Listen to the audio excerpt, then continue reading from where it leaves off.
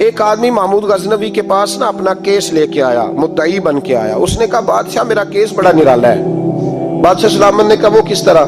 کہنے لگا یہ میرے پاس ایک تھیلی ہے، میں نہ سفر پہ جانے لگا تو یہ تھیلی پوری ہیروں کی بھری ہوئی. فلاں علاقے کے جو قاضی صاحب ہے نا، میں جاتی دفعہ میں کہیں سفر پہ جا رہا تھا تو میں ان کے پاس چھوڑ گیا کہ رستہ لمبا ہے، کہیں کو مجھ سے چھین نہ لے، ہیروں کی بھری ہوئی.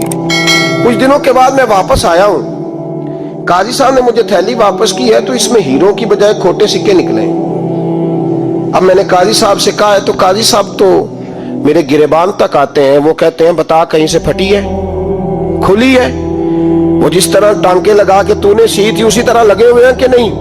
تو حضور لگے بھی بالکل اسی طرح ہے، نہ پھٹی ہے نہ کھلی ہے. اب میں لٹ گیا ہوں، میری کل عمر کی کمائی ضائع ہو گئی، کھوٹے سکے کہاں اور ہیرے کہاں؟ تو مہربانی کریں. اور آپ کی بارگاہ میں اللہ رسول کے نام پر حلف دیتا ہوں کہ میں ہوں بالکل سچا. محمود غزنوی کہنے لگے تو جا، تھیلی چھوڑ جا، اور جب میں تجھے بلاؤں گا پھر دوبارہ آنا. شخص چلا گیا. محمود غزنوی اٹھے، دربار برخاست کیا، لوگوں سے کہنے لگے چلے جاؤ، میں 3 دن کے لیے سیر کرنے جا رہا ہوں، 3 دن کے بعد لوٹوں گا. اکیلے جب رہ گئے نا محمود دربار میں تو محبوب نے چھری منگائی. وہ جس تخت پہ بیٹھتے تھے وہاں گدا بچھا ہوا تھا، یہ گدا پڑا ہے نا، وہ گدا بچھا ہوا تھا. محمود نے چھری کے ساتھ اس کو پھاڑ ڈالا اور چھری جیب میں رکھی نکل گئے. کہنے لگے میرے بعد کوئی میرے دربار والے احاطے میں داخل نہ ہو. محمود چلے گئے. اب وہ صفائی کرنے والا جب آیا نا، اس نے آ کے دیکھا تو گدا تو پھٹا ہوا ہے. اس نے شور ڈال دیا، پہرے دار بھی آ گئے، فلاں صاحب بھی آ گئے، فلاں صاحب. اس نے کہا وہ خدا کے بندو، اس کا گدا پھٹ گیا ہے، وہ تو مال ڈالے گا. اس نے کہا تھا سوائے صفائی اور نگرانی والے کے دوسرا آئے کوئی نہ، اور یہاں آیا بھی کوئی نہیں. پہلے دن ہی پھٹا ہوا تو لٹکا دے گا سب کو، کیا کریں؟ شور ہو گیا، سارے دربار کے ملازمین اکٹھے ہو گئے. ایک بندہ بولا، کہنے لگا فکر نہ کرو، میں کیسے بندے کو جانتا ہوں، اس طرح سیے گا کہ جس نے پھاڑا ہوگا اسے بھی پتہ نہیں چلے گا کہاں سے پھٹا تھا. ایسا بہترین رفو کرے گا کہ پتہ بھی.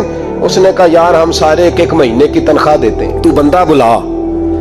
وہ بلا لیا اس کو، اس کا نام محمد رفو گر تھا. وہ آیا، اس کو گدا دکھایا، اس کا یار اس طرح سینہ پتہ نہ چلے. اس نے کہا فکر ہی نہ کرو، میں بڑا کاریگر ہوں. بڑے بڑے کاریگر لوگ نہیں ہمارے ملک میں پائے جاتے، کوئی نشان چھوڑتے ہیں پیچھے بڑے. احمد رفو گر کہنے لگا اس طرح سیوں گا کہ پھاڑنے والے کو بھی پتہ نہیں. ان کا پیسے لے یار تو سی دے.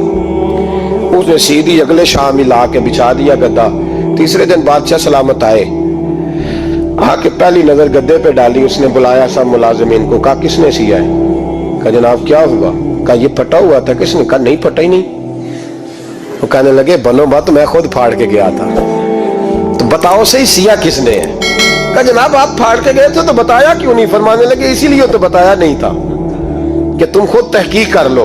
بلاؤ بتاؤ سیا کس نے. تو بلا لیا. احمد رفو گر آ گیا. اس کو جب بلا کے سامنے بادشاہ کھڑا کیا، کہا بھئی تو نے سیا ہے؟ کہنے لگا حضور آپ کے سارے ملازم کٹھے ہو کے آئے تھے، میری غلطی کوئی نہیں. کہا نہیں یار تو بڑا کاریگر ہے، میں نے اپنے ہاتھ سے پھاڑا تھا پر مجھے بھی نہیں پتا چل رہا کہاں سے پھٹا تھا. اچھا یہ بتا یہ تھیلی جو ہے یہ بھی تو نے سی تھی؟ اس نے کہا جی آپ کے خادم کا ہی کارنامہ ہے، وہ فلانے علاقے کے قاضی صاحب آئے تھے، اس میں سے ہیرے نکال کے تو کھوٹے سکے بھرے تھے، تو مجھے بھی تھوڑا سا حصہ ملا تھا. محمود نے سارے گواہ بھی اکٹھے کر لیے، ثبوت بھی اکٹھے کر لیے. پھر قاضی کو بلایا، پہلے سارے ثبوت اور گواہ کیس حل کر لیا. پھر ہمارے ہاں یہ حال ہوتا ہے کہ مدعی 2-3 ہفتے کے بعد خود ہی ہاتھ باندھ جاتا ہے، کہنا تسی میری جان چھڈو، مجرم پھڑو پاوے نہ پڑھو. وہ کہتا ہے مجھے معافی دو، میں رہا. ظلم ہے نا، ظلم زیادتی ہے کہ جو بیچارہ اتنے سوال مجرم سے نہیں ہوتے جتنے مدعی سے ہوتے. اب یقین کریں اتنے سوالات ہوتے.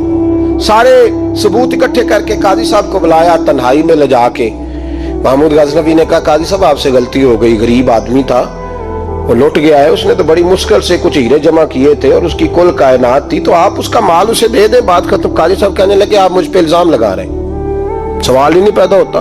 آپ میری داڑھی دیکھیں، آپ میرا اعزاز دیکھیں، دنیا جانتی ہے. میں اس کہا قاضی صاحب انسان بھول ہی جاتا ہے، بندہ بھول جاتا ہے، غلطی ہوگی. مال نے کہا نہیں سبق. کہا میں تنہائی میں پوچھ رہا ہوں، میں اس وقت پوچھ رہا ہوں جب دوسرا موجود کوئی نہیں.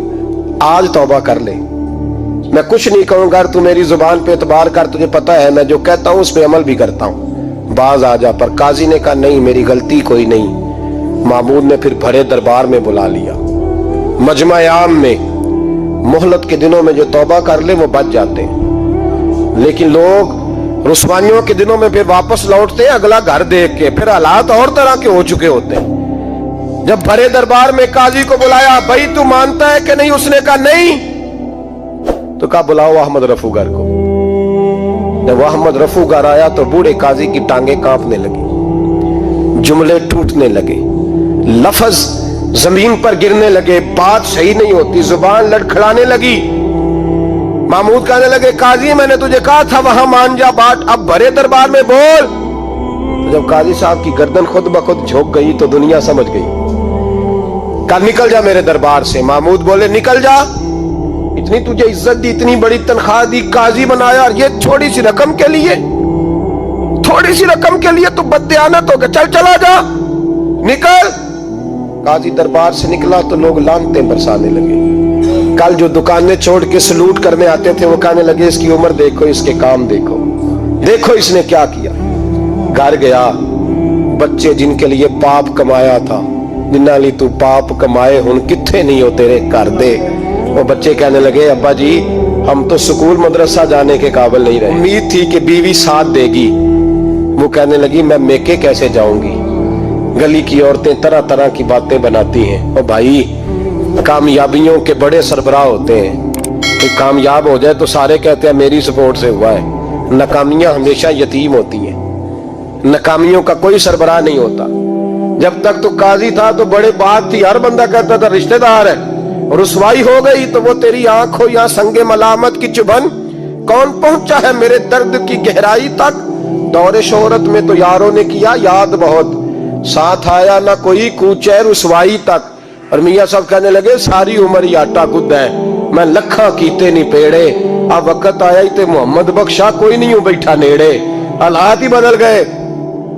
काजी खामोशी से अंदर चला गया, अपनी रुसवाई समेट के बिस्तर पे लेटा। ना रोटी की भूख लगी, ना पानी की प्यास लगी, ना नींद आई, सारी रात तड़पता रहा। सवेरे घर वालों ने दरवाजा खोला तो रूह परवास कर गई थी, दुनिया छोड़ गया। हजरत अबू नूर अलैहि रहमा बोले, फरमाने लगे याद रखो कभी बददियानती ना करना, कभी। ये तो महमूद गजनवी की अदालत थी, कयामत में रब करीम की अदालत लगेगी। और फरमाया वहां तो गवाही देने वाला अहमद रफूगर था, कयामत में तो तुम्हारे अपने हाथ पैर गवाहियां देंगे, हमारा अपना वजूद गवाही देगा। और फरमाया यहां तो लानते दुनियादार बरसाते थे, वहां फरिश्ते होंगे। और काजी को तो मौत आ गई थी, कयामत में तो दोबारा मौत भी कोई नहीं आएगी, वहां तो रहना है और सहना है।